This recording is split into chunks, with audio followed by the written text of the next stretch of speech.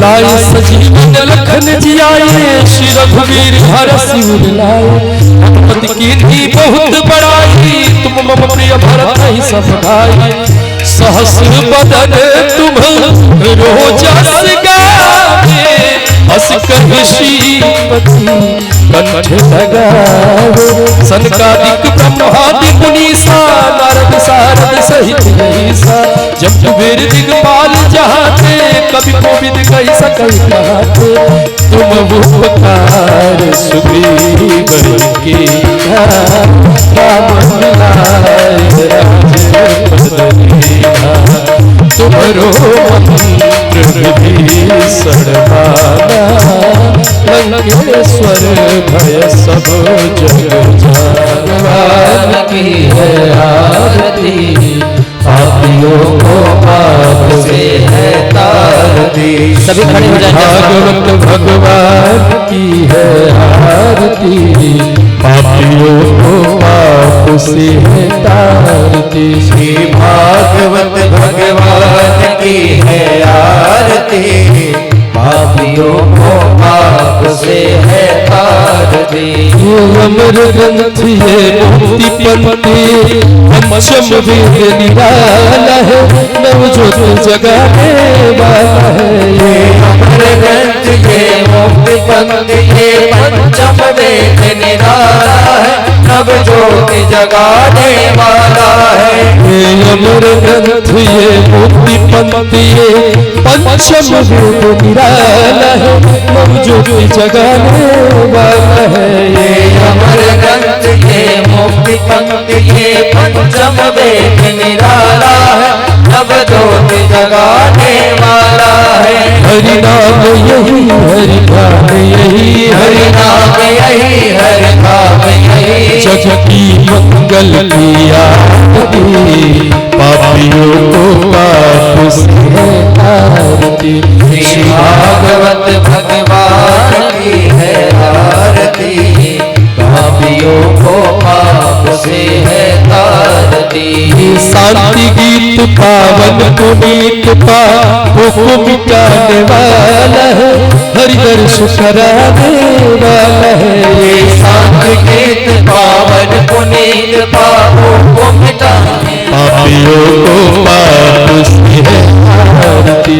श्री भागवत भगवान की है आरती, पापियों को पाप से है तारती। यह मधुर बोल सदबुद्ध बोल सद मार्ग बताने वाला है।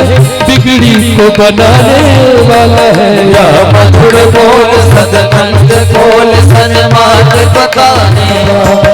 राम राम हरे कृष्ण कृष्ण कृष्ण हरे राम राम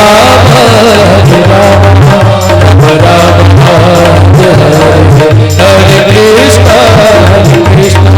कृष्ण कृष्ण हरे राम हरे कृष्ण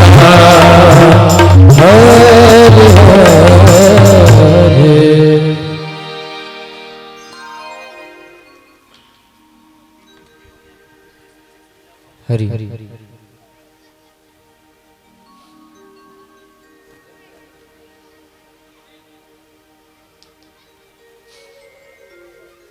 बोल सियावर रामचंद्र भगवान की जय हो। श्री कृष्ण कन्हैया लाल की जय हो। श्रीमद् भागवत महापुराण की जय हो। देवादिदेव महादेव की जय हो। श्री सुखदेव जी महाराज की जय हो।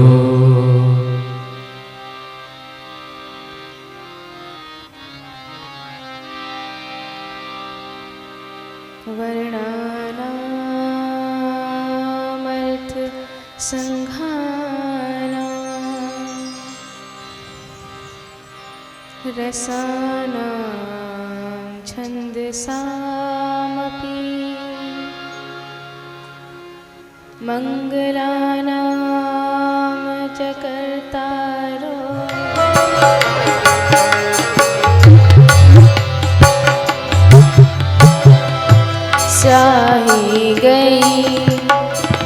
सफेदी आई, शाही गई सफेदी आई, स्याही गई सफेदी आई, शाही गई सफेदी आई। चलना है बड़ी दूर, चलना है बड़ी दूर, स्याही गई सफेदी आई, शाही गई सफेदी आई। चलना है बड़ी दूर, चलना है बड़ी दूर, डार पात में तुम ही रंगीले, राजपाट में तुम ही रंगीले, डार पात में तुम ही रंगीले, राजपाट में तुम ही रंगीले, सब फूलन में फूल, दिल से न राम को भूल, दिल से नाराज को, दिल से नाराज को,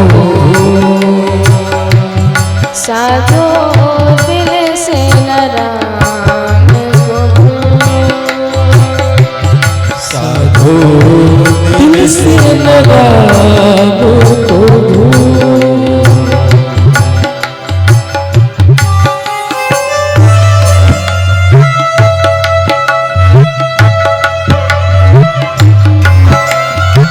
वहीं पर शारदा नदी है, उद्गम वहीं से हुआ है।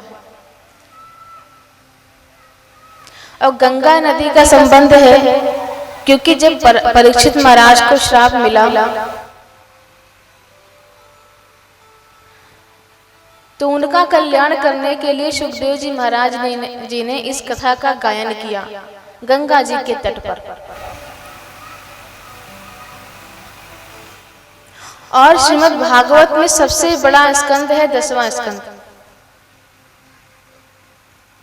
जिसमें गुणगान किया है श्री कृष्ण का, ब्रजधाम का, जो भी गोविंद ने लीलाएं करी हैं यमुना के तट पर। तो शारदा नदी, गंगा नदी और यमुना जी का, तीनों का संबंध भागवत से हुआ कि नहीं? बोल भागवत महापुराण की जय हो। वो ज्ञान ब्रह्मा जी को मात्र संकल्प से दे दिया।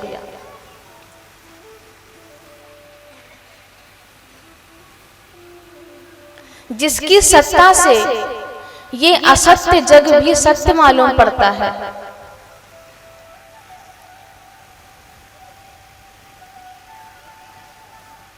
और ये ब्रह्म प्रभु की कृपा से मिटता है।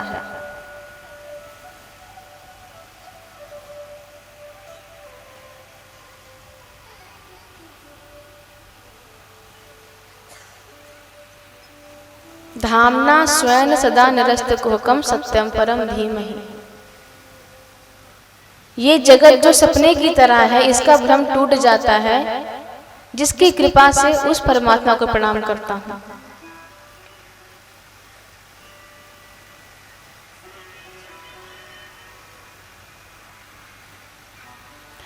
फिर पूछा शौनक ऋषि ने सूत जी से कि इस भागवत को सुनने का अधिकारी कौन? तो दूसरे श्लोक में वर्णन किया है कि निर्मत सराणाम सताम, जिसके भीतर का मात्सर्य मर गया हो। मत्सर जिसको बोलते हैं, एक होता है मच्छर, एक होता है मत्सर।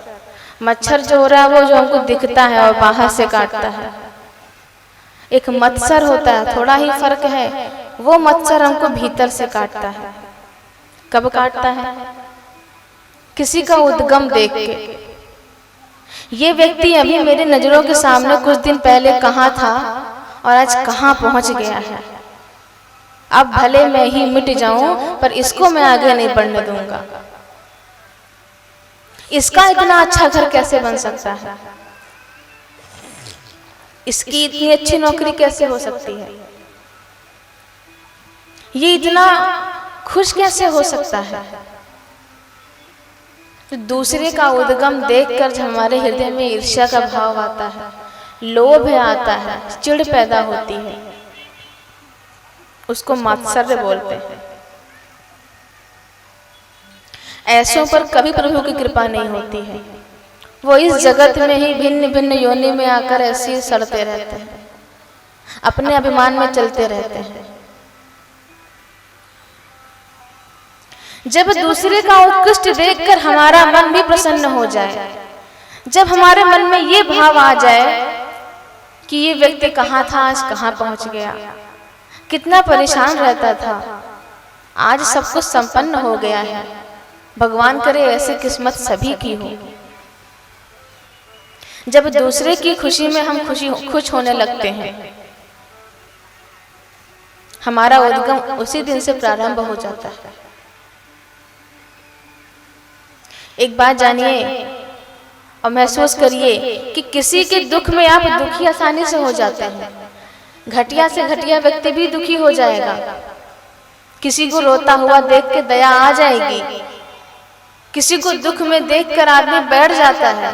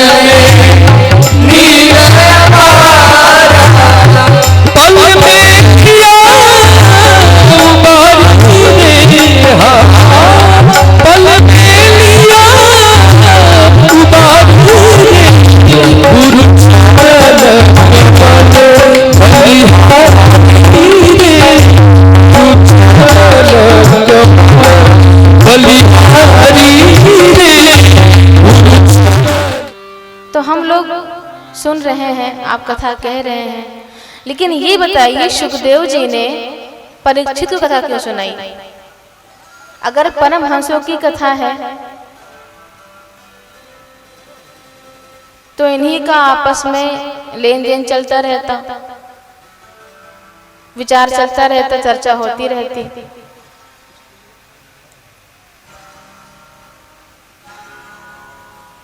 तब सूत जी कहते हैं कि कथा उस समय की है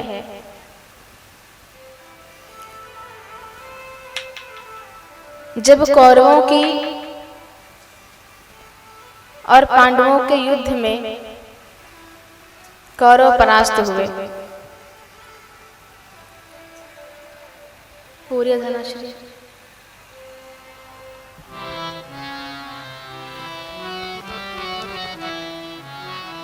भीम ने अपनी गदा से दुर्योधन को पूरी तरह घायल कर दिया था। अधमरे की अवस्था में पड़ा हुआ था, बहुत दीन अवस्था था। चील कौवे भी उसको मृतक समझकर पास में बार बार उसको नोच नोच के खाने के लिए आ रहे थे। इतनी दुर्दशा थी कि वो अपने शरीर से मक्खी भी नहीं हटा पा रहा था।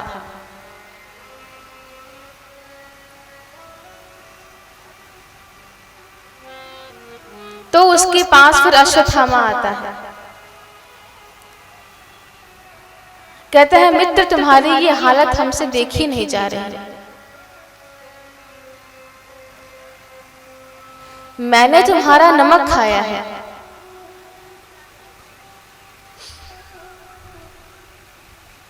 इतना प्रतापी इतना बलशाली, कल मैं तुमको किस रूप में देखता था, आज तुम किस हालत में पड़े हुए हो।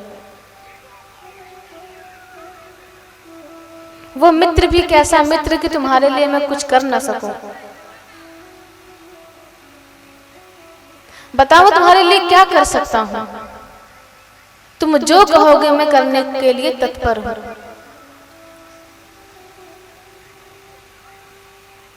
सुयोधन कहता है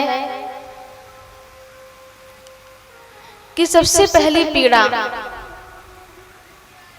कि हम 100 थे और 100 के 100 मारे गए, एक भी नहीं बचा। और उससे बड़ी पीड़ा ये है कि वो सिर्फ 5 थे, उनमें से एक भी नहीं मरा। अगर उनमें से एक की भी मृत्यु हो जाती तो मेरा मन शांत होता। इतनी सेना, हम 100 भाई, हम एक भी नहीं बचे। वो सिर्फ 5 थे, उनका बाल भी बांका ना हुआ। अश्वत्थामा ने कहा तुम चिंता ना करो, तुम्हारा ये काम मैं करूंगा। कुछ लोग मरते दम तक बदलते नहीं हैं, सुधरने का नाम नहीं लेते हैं। अब सुयोधन को देखिए, मरने को पड़ा है, कभी भी मृत्यु आ सकती है, अधमरे हालत में है, लेकिन फिर भी इसको चिंता है कि अभी उनमें से एक भी नहीं मरा। हमारा बिगड़ता है तो बिगड़े, वो चैन से न जीने पाए। इसी को बोलते हैं अंगूठे के बराबर रूप बनाकर भगवान श्री कृष्ण उत्तरा के गर्भ में प्रवेश कर जाते हैं। नन्ही आंखों से महाराज परीक्षित गर्भ में ही भगवान का दर्शन करते हैं। उस ब्रह्मास्त्र से भगवान परीक्षित का और उत्तरा का बचाव करते हैं और पुनः वापस आकर के मुस्कुराते हुए सामने खड़े हो जाते हैं। ऐसी छवि देखकर उत्तरा के सुख का तो पारावार नहीं रहा।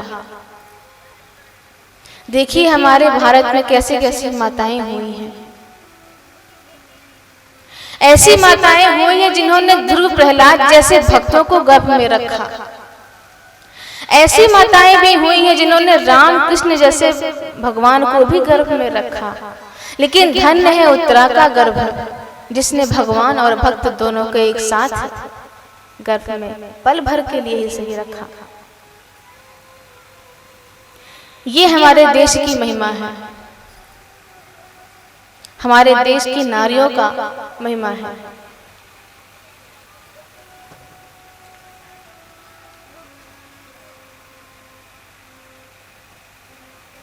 बारंबार उत्तरा माधव के चरणों में प्रणाम करती है, कहती है प्रार्थना है यही,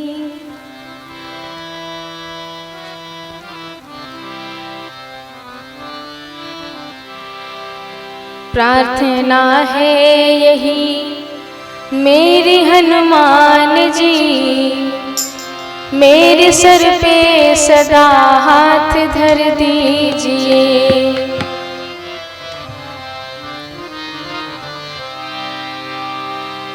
प्रार्थना है यही मेरी हनुमान जी, प्रार्थना है यही मेरी हनुमान जी, मेरे सर पे सदा हाथ धर दीजिए। मेरे सर पे सदा हाथ धर लीजिए। प्रार्थना है यही मेरी हनुमान जी, मेरे हनुमान जी, मेरे सर पे सदा हाथ धर पे सदा हाथ धर दीजिए। राम सीता का दर्शन करा के मुझे, राम सीता का दर्शन करा के मुझे, मेरे सपने को साकार कर दीजिए। मेरे सपने को साकार कर दीजिए।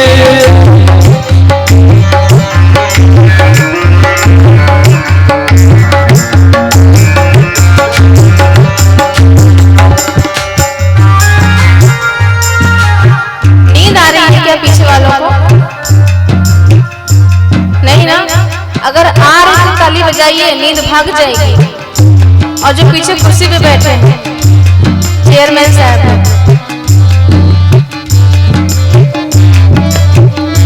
राम सीता का दर्शन कर मुझे, राम सीता का दर्शन करा के मुझे, मेरे सपने को साकार कीजिए। मेरे सपने को साकार कर दीजिए। कहते हैं कि हर भक्त का सपना होता है कि मुझे भगवान का दर्शन हो जाए। यहाँ किसका सपना नहीं है कि मुझे दर्शन हो भगवान का? हाथ ऊपर करें। दर्शन नहीं करना है भगवान का? मैंने कहा सपना किसका नहीं है? तो सबका है, तो ताली क्यों नहीं बज रही है? मेरे सपने साकार कीजिए। सपने को साकार कीजिए। सपने को साकार कर दीजिए।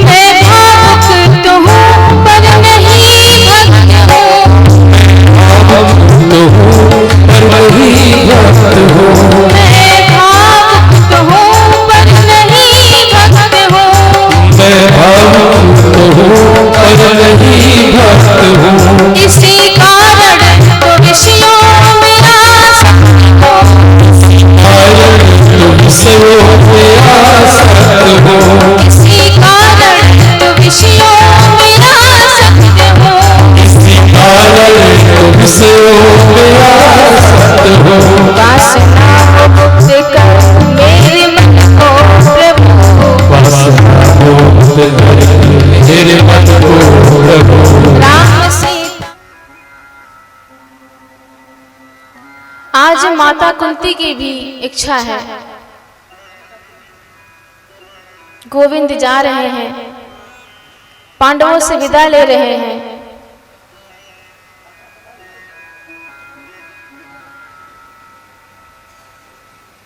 तो माता कुंती भी आकर गोविंद को प्रणाम करती हैं।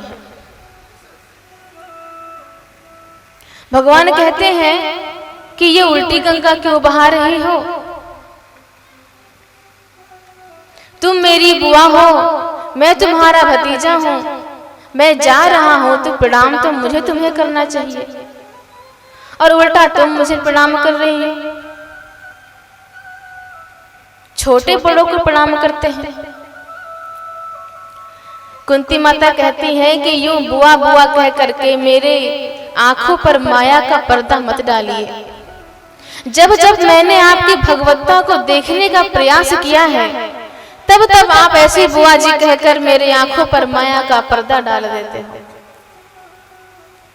लेकिन आज जो मेरे मन में उद्गार है वो आप मुझे कह लेने दीजिए। आज थोड़ी देर शांत रहिए।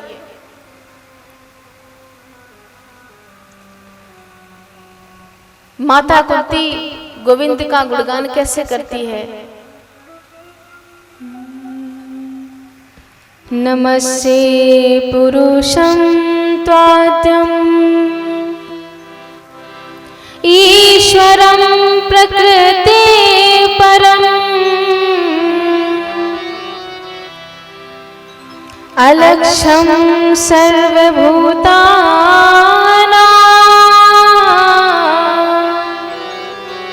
अन्तर्बहिर्वस्थितम्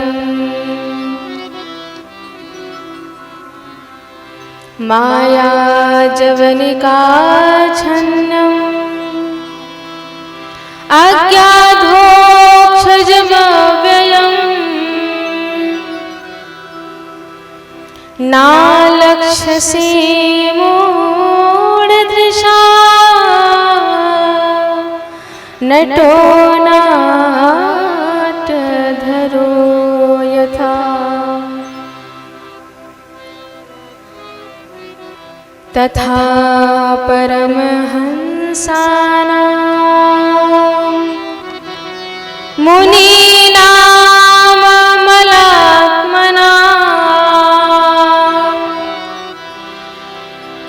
भक्तियोग विधानार्थं कथं पश्येमहि स्त्रिया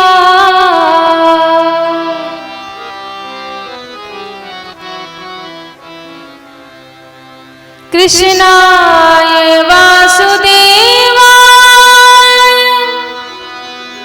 देवकी नंदनाय च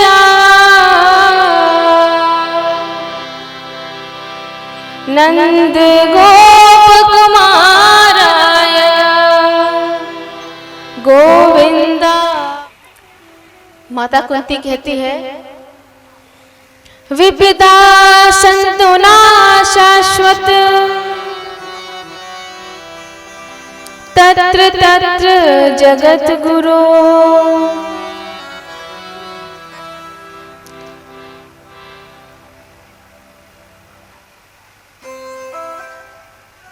जिस प्रकार आज तक मेरे जीवन में दुख आते रहे हैं, विपदाएं आती रही हैं, मैं चाहती हूं कि आगे भी जीवन में ये सारी विपदाएं शाश्वत रूप से मेरे जीवन में आती रहे।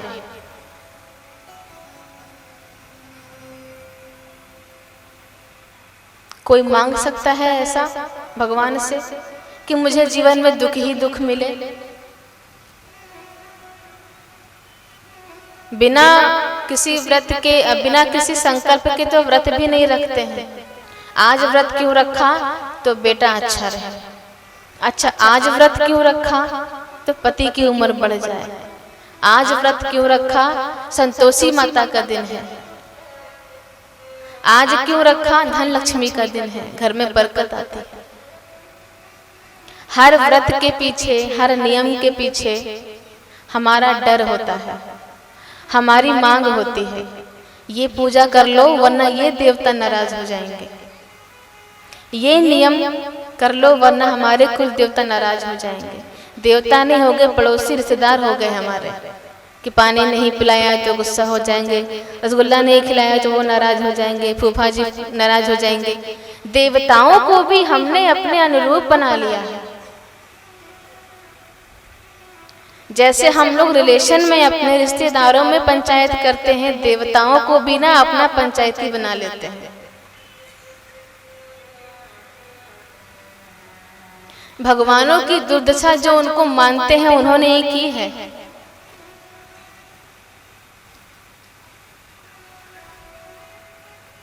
क्या पाए क्या लपेट लें, सुख संपत्ति घर आवे और कष्ट मिटे तन का। मुंह छुपा के निकल जाते हैं, कब ना हो मांग ले कुछ। कहीं चोट लग जाए न तन को, चोट लग जाए न तन को, सभी समझते हैं निर्धन को, सभी समझते हैं निर्धन, सभी समझते हैं निर्धन को। गिरती हुई दीवार हमने देख लिया, गिरती हुई दीवार हमने देख लिया, सब मतलब के यार हमने देख लिया, सब मतलब के यार हमने देख लिया।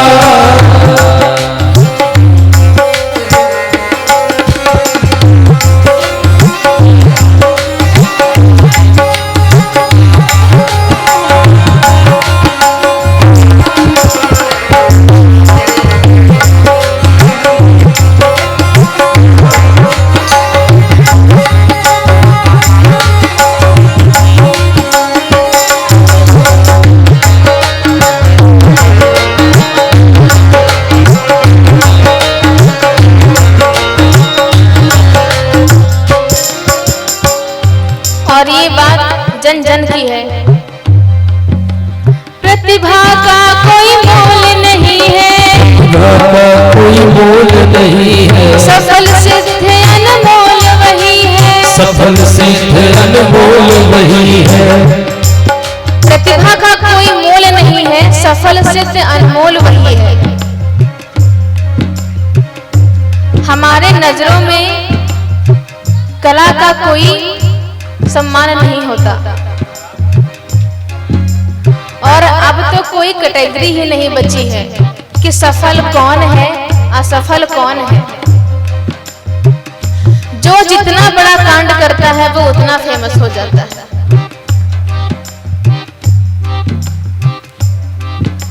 जो जितना बुरा कांड करते उतना फेमस है। आपस में बात भी करते हैं ना, इस तरह से सफल कभी नहीं हो पाओगे, ऐसे कौन जानेगा, सब तो अच्छा गाते हैं, कुछ अलग करो, कहते हैं ना। हो प्रतिभा का कोई मोल नहीं है, कोई मोल नहीं है, सफल सिद्ध अनमोल वही है, सफल सिद्ध अनमोल वही है, सफल सिद्ध अनमोल वही है। जिसने भी पैसे बनते थे सेठ को जाकर वापस कर दिया। सेठ ने पैसे भी ले लिए और रसीद की बात तो रसीद उन्होंने कुछ गलत करके दे दी। असली रसीद बनाई पर उसको नहीं दी। सेठ ने चालाकी करी कि ये तो पढ़ा लिखा है नहीं, इसे क्या पता, कोई दूसरा पर्चा ऐसे ही फर्जी उठाकर मल्लाह को दे दिया। असली रसीद अपने पास रख ली। कुछ दिन बाद सेठ ने उस मल्लाह पर केस कर दिया कि इस मल्लाह ने मुझसे उधार पैसे लिए और अब तक वापस नहीं किया।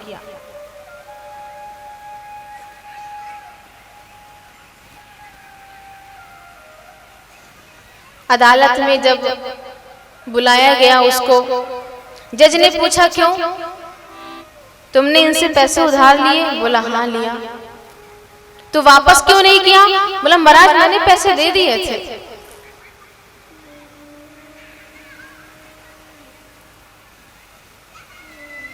अच्छा तो रसीद कहाँ है? तो उसने ये पर्ची उठाकर दे दी। जज ने देखा पर्ची में तो कुछ ऐसा लिखा नहीं था पैसे के लेन देन के बारे में। जज ने कहा रसीद ठीक नहीं है, जो सही रसीद है वो बताओ, वो दिखाओ, इसमें कुछ भी ऐसा नहीं लिखा जो तुम कह रहे हो। इसके अनुसार तुमने अब तक इनके पैसे वापस नहीं किए हैं।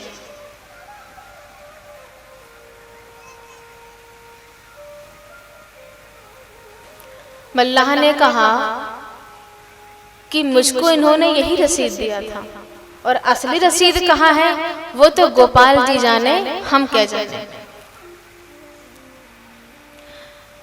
जज ने पूछा, मैं कुर्सी पे बना जज बैठा रहा, जगदीश खड़े समझाते रहे। कह रहे हैं, रोते जा रहे हैं। उसी समय उनको पूर्ण वैराग हो गया संसार से। सब कुछ इस्तीफा दे करके घर बार छोड़ छाड़ करके वृंदावन को आ गए। आज भी उन्हें जज साहब कह के बुलाया जाता है, जज स्वामी के नाम से जाना जाता है। वृंदावन में रहकर भी वो भक्ति कैसे करते थे? वो कभी भगवान के दर्शन नहीं करते थे। मंदिर में जब तक दर्शन खुला है मंदिर में नहीं जाते थे।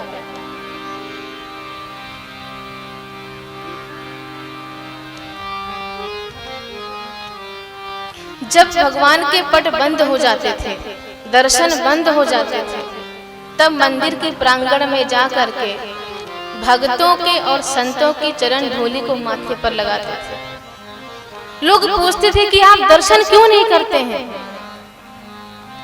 जज साहब बोलते थे कि मैं भगवान के दर्शन के काबिल नहीं हूं, मुझसे बहुत बड़ी भूल हो गई है।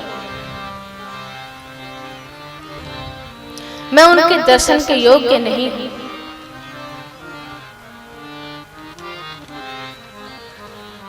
अपना उसूल है कि वो जो शरणागत हो जाता है उस पर हाथ नहीं उठा सकते, उस पर आक्रमण नहीं कर सकते। राजा ने पूछा कि आपका दुस्साहस कैसे हुआ मेरी सीमा में प्रवेश करने का।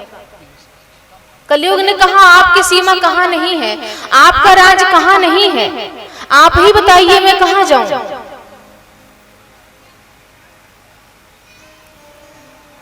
महाराज ने पूछा अपने गुण और दोषों के बारे में बताओ, तब तो मैं बताऊं तुम कहां जाओ। कलयुग ने कहा मुझ में दोष ही दोष हैं, ऐसा कोई ऐब नहीं जो मुझ में ना हो। हाँ लेकिन एक गुण है। कौन सा?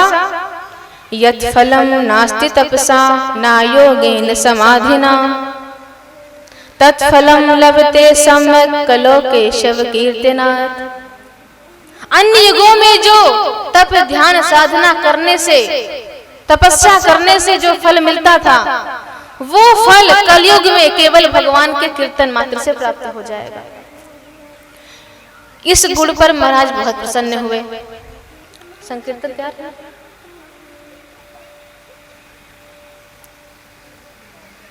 इस गुण पर बहुत रीझ गए कि जो अन्य युगों में ध्यान करने से, तपस्या करने से, यज्ञ करने से जो फल प्राप्त होता था, वो फल कलयुग में मात्र केशव के कीर्तन से, भगवान के कीर्तन मात्र से प्राप्त हो जाएगा। आइए 2 मिनट हम भी संकीर्तन करते हैं, उसके बाद आगे कथा चला।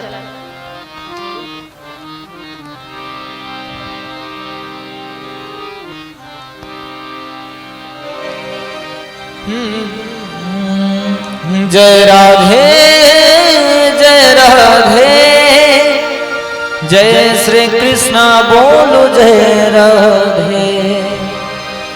सभी लोग मस्ती में ताली बजा करके कीर्तन गाएं।